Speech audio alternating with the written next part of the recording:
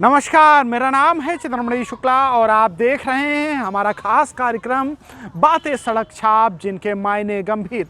भले ही कुछ लोग हमारी बातों को लेकर सड़क छाप कह दें, क्योंकि यहाँ पर वही बातें होती हैं जो सड़क पर हो रही हैं, जिन पर सड़क पर गंभीर तरीके से चर्चा होती है या सोशल मीडिया पर बहस छिड़ी हुई होती है। लेकिन हमारी मेन स्ट्रीम मीडिया को इन मुद्दों पर बात करने की फुर्सत नहीं होती। यही कारण है कि हमने सोचा कि अब यहाँ पर इस प्लेटफॉर्म पर आप लोगों से इस मुद्दे पर बात की जाए। तो अगर आज की बात करें तो आज की बात ये है कि जिन कर्मचारियों ने पुरानी पेंशन की तमन्ना दिल में पाल रखी है, उनके लिए ऐसा हो सकता है कि अगले महीने का वेतन भी ना मिले। जी हाँ, कुछ सोशल मीडिया, कुछ प्लेटफॉर्म पर एक पेपर की कटिंग वायरल हो रही है, जिसमें साफ तौर से लिखा है, जिन शिक्षकों ने परमानेंट रिटायरमेंट अकाउंट नंबर अभी तक नहीं लिया है, उनके अगले महीने का वेतन रोकने का आदेश जारी किया जाए। तो इस तरह की पेपर की कटिंगें वायरल हो रही हैं। तो इसका मतलब क्या है वो हम पहले समझ लेते हैं। इसका मतलब ये है कि जिन शिक्षकों ने एनपीएस के तहत अभी अपनी कागजी कार्रवाई पूरी नहीं की है, अब वो पूरी कर लें। अगर नहीं पूरी करते तो उनका वेतन अगले महीने का रोक दिया जाएगा। अब बात आती है एनपीएस की। तो एनपीएस का मतलब सीधा है कि जो नई पेंशन स्कीम है उसके तहत रजिस्ट्रेशन कराना। इसके पहले आपको बता दें कि 2004 के पहले एक पुरानी पेंशन व्यवस्था थी, जिसमें रिटायरमेंट के समय जो मौजूदा वेतन होता था उसका आधा मिलता था। इसके साथ में ग्रेजुएटी 20 लाख तक की मिलती थी और अन्य तरह की सुविधाएं मिलती थी। लेकिन वो 2004 के बाद ख़त्म कर दी गई और नई पेंशन स्कीम शुरू की गई, जिसे एनपीएस कहा जाता है शॉर्ट फॉर्म में। और उसके तहत अब जो कर्मचारी नियुक्त होते हैं उनको अपना रजिस्ट्रेशन कराना पड़ता है और अकाउंट नंबर लेना पड़ता है, उसमें पैसा जमा होता है। और अगर पैसे जमा होने की बात करें तो एनपीएस के तहत जो तनख्वाह होती है उसका 10%, यानी जो मूल वेतन और डीए मिलाकर जितना पैसा मिलता है उसका 10% कर्मचारी के खाते से कटता है और 14% उसमें सरकार जमा करती है।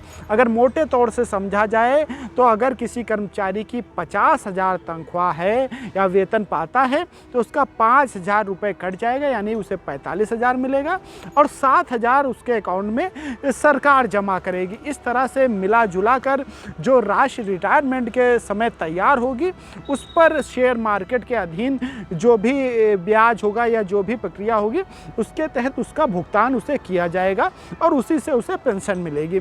तो ये मोटा मोटा आंकड़ा था कि एनपीएस क्या है।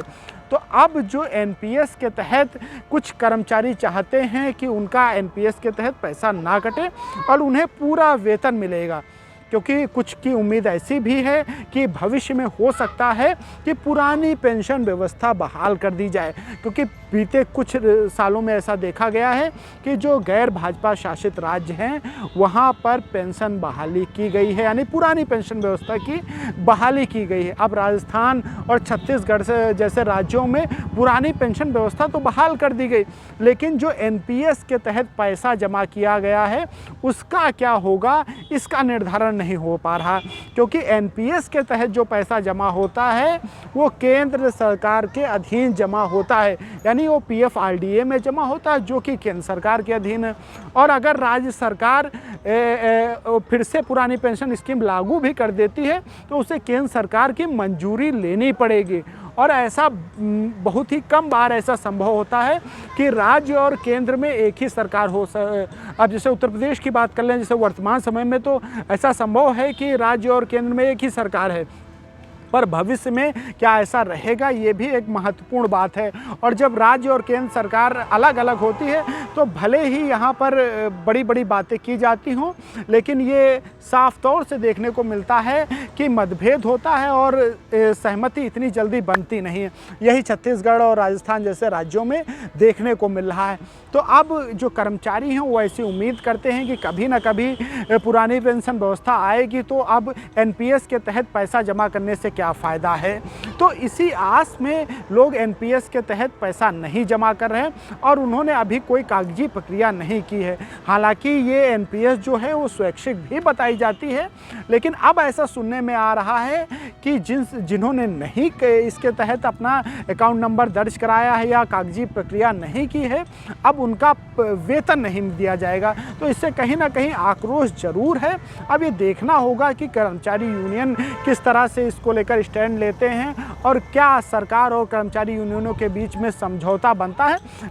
वहीं अगर आपको हमारे वीडियो पसंद आ रहे हैं तो लाइक करें, इसके साथ ही चैनल को सब्सक्राइब करें और आपका सहयोग मिलेगा तभी हमारा चैनल सर्वाइव कर पाएगा। तो आपसे फिर से एक बार निवेदन है कि चैनल को ज़रूर सब्सक्राइब करें। शुक्रिया।